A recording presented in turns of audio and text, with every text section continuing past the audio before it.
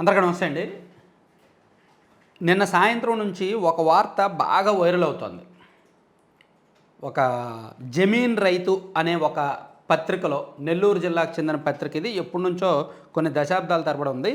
So ఈ పత్రికలో ఒక వార్త వచ్చింది. ఆ వార్త బాగా వైరల్ అవుతుంది సోషల్ మీడియాలో.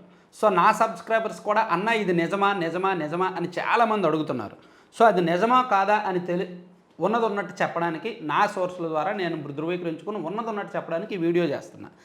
ఆ క్లిప్పింగు యాక్చువల్ నేను చూపించనులే, ఎందుకు అనవసరంగా నేను కూడా ప్రచారం కల్పించినట్టు. యాక్చువల్గా అందులో ఆ క్లిప్పింగ్ ఉద్దేశం ఏంటంటే, ఆ వార్త ఉద్దేశం ఏంటంటే, పార్టీ కోసం ప్రాణాలకు తెగించిన వారికి పార్టీ ఆఫీసులో నో ఎంట్రీ, తెలుగు తమ్ముళ్ళ కడుపులు కాలిపోతున్నాయి అని ఒక హెడ్డింగ్ పెట్టి పట్టాభి గారు, అలాగే ఆనం రామనారాయణ రెడ్డి గారు, ఆనం వెంకటరమణారెడ్డి గారు, రామనారాయణ రెడ్డి గారు కాదు, ఆనం వెంకటరమణారెడ్డి గారు, అలాగే జీవీ రెడ్డి గారు. సో వీళ్ళ ముగ్గురికి కూడా పార్టీ ఆఫీసులకు కూడా ఎంట్రీ ఉండట్లేదు అని చెప్తూ, తెలుగు సజ్జల కిలారి అని కిలారి రాజేష్ గారి గురించి కూడా రాశారనమాట. చాలా పెద్ద ఒక సెన్సేషనల్ వార్త రాశారు. అది బాగా వైరల్ అవుతుంది గ్రూపుల్లో. సో దీనిలో నిజమెంత ఖచ్చితంగా మనం ఫ్యాక్ట్ చెప్పుకోవాలి, ఎందుకంటే అది ఒక సంచలనమైన వార్త కాబట్టి. సో సంచలనాల కోసం ఇటువంటి చాలా రాస్తారు. సో నాకు తెలిసినంత వరకు ఫ్యాక్ట్ చెప్తున్నాను. జీవీ రెడ్డి గారికి ఏపీ డిజిటల్ కార్పొరేషన్ చైర్మన్ పదవి ఇస్తున్నారు. సో ఆయన్నేమి పార్టీ వాడుకొని వదిలేయలేదు. ఆయనకు పార్టీ ఆఫీసులో ఎంట్రీ ఉంది, ఆయన పార్టీ అధికార ప్రతినిధిగా ఉన్నారు, ఆయన పార్టీ వాయిస్ స్ట్రాంగ్గా వినిపిస్తున్నారు. అలాగే ఆయనకు ఏపీ డిజిటల్ కార్పొరేషన్ చైర్మన్ పదవి ఇస్తున్నారు. మరి ఇంకెక్కడ వాడుకొని వదిలేసినట్టు? పదవి వస్తుందిగా, నామినేటెడ్ పదవి వస్తుందిగా. సో అదొకటి. అలాగే పట్టాభి గారు, ఆయన కూడా అధికార ప్రతినిధిగా ఉన్నారు. ఆయనకు కూడా పార్టీ ఏం వదిలేదు, ఆయనకు కూడా ఒక పదవి ఇస్తారు. ఆయన ప్లస్ వెంకటరమణారెడ్డి గారు, వీళ్ళిద్దరికి కూడా పదవులు ఖచ్చితంగా వస్తాయి. అధికార ప్రతినిధులుగా ఎవరెవరు ఉన్నారో వాళ్ళల్లో కొంతమందికి, పార్టీకి పట్టాభి గారికి పదవి ఇవ్వకపోతే పార్టీ నైతికంగా చచ్చిపోయినట్టే. ఎందుకంటే పట్టాభి గారు చాలా రిస్క్ చేశారు. పార్టీ ప్రతిపక్షంలో ఉన్నప్పుడు 2019 నుంచి 2024 మధ్యలో అనేక వందల ప్రెస్ మీట్లు పెట్టాడు. ఆయన అనేక సంచలనమైన అంశాలు తెర మీదకి తెచ్చాడు. అఫ్కోర్స్ ఆయన పర్సనల్ లైఫ్ను కొంత రిస్క్ చేసి ఫ్యామిలీ లైఫ్ను వదులుకొని పార్టీ వాయిస్ వినిపించాడు. దానిలో ఆయన పార్టీ ఆయనకు ఆర్థికంగా కొంత సహకారం ఇచ్చే ఉంటుంది. సో ఆర్థికంగా సహకారంగా ఇచ్చాం కదా అని చెప్పి పదవి ఇవ్వకుండా వదిలేదు. సో ఇప్పుడు పార్టీ అధికారంలో ఉంది కాబట్టి ఆయనకు కూడా పదవి ఇస్తారు. ఆయన యాక్చువల్లీ గన్నవరం నియోజకవర్గ సీట్ ఆశించారు, సీట్ ఇవ్వలేదు, ఎమ్మెల్యే సీట్ ఇవ్వలేదు కాబట్టి ఆయనకు పదవి ఇస్తారు. అలాగే సేమ్ వెంకటరమణారెడ్డి గారికి కూడా, ఆ నెల్లూరు జిల్లాకు చెందిన ఆనం, ఆయనకు కూడా ఒక పదవి ఉంటుంది, నామినేటెడ్ పదవి ఇస్తారు. వీళ్ళ ముగ్గురికి పదవి ఉంటుంది.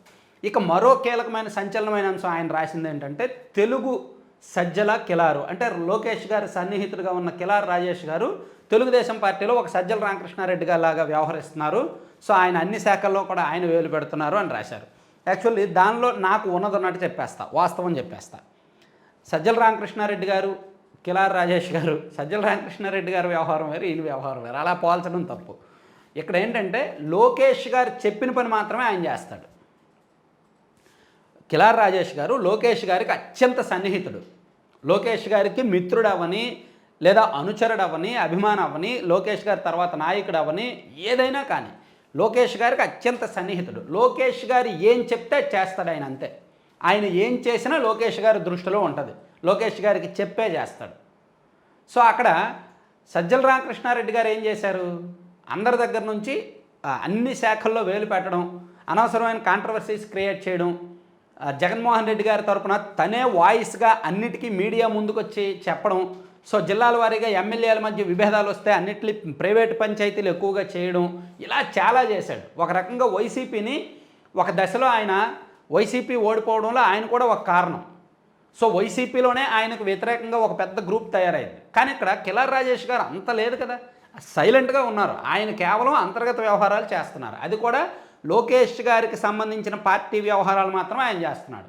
ఉదాహరణకు నామినేటెడ్ పదవులు ఇవ్వచ్చా? ఇప్పుడు ఎవరైనా నామినేటెడ్ పదవులు ఇవ్వడానికి అప్లై చేస్తే ఇవ్వచ్చా లేదా, వాళ్ళ ప్రొఫైల్ ఎంతవరకు కరెక్టు, వాళ్ళకి అర్హత ఉందా లేదా, వాళ్ళకి ఇస్తే ఏ పదవి ఇవ్వాలి అనేది ఆయన సెట్ చేసి లోకేష్ గారికి రిపోర్ట్ ఇస్తాడు.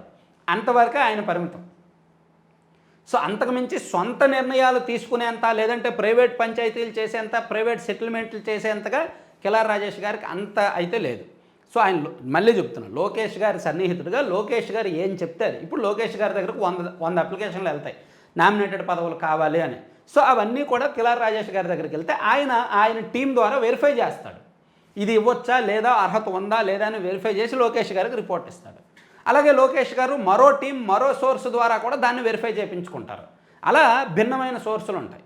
సో దాన్నే మరో సజ్జల అని రాయడం అయితే కరెక్ట్ కాదు అనుకుంటున్నా. ప్రస్తుతానికైతే అది లేదు, అంత సీన్ అయితే లేదు. ప్రస్తుతానికైతే అది వాస్తవం కాదు అని నేను చెప్పగలను నాకున్న సమాచారం మేరకు. ఒకవేళ నేను తప్పు చెప్పుంటే మీరేమన్నా లేదు మీరు చెప్పేది తప్పు, ఆయన రాసిందే కరెక్ట్ అంటే ఎవరి అభిప్రాయం వాళ్ళకు ఉండొచ్చు. కానీ నాకు తెలిసిన ఇన్ఫర్మేషన్ అయితే ఇది. Thank you. సంచలనం కోసం ఇటువంటి అప్పుడప్పుడు రాస్తూ ఉంటారు.